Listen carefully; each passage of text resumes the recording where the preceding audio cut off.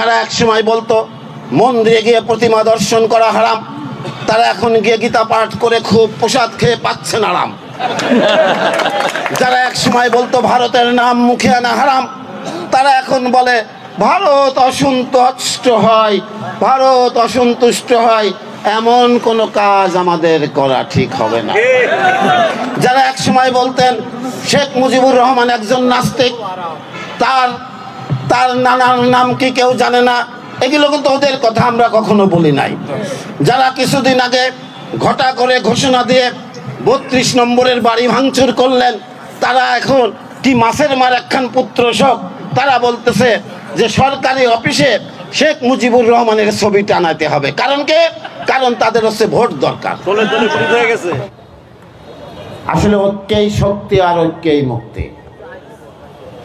আপনারা সেই 10টি কঞ্চির গল্প তো পড়েছেন ইংরেজিতে, যে 10টি কঞ্চি যখন মা তার 10টি ছেলেকে আলাদা আলাদা করে হাতে দিল, সবাই ভেঙে ফেলল। আর 10টি কঞ্চি যখন একসাথে করে মা তার প্রত্যেকটি ছেলের হাতে দিল, কেউই কিন্তু সেটা ভাঙতে পারে নাই।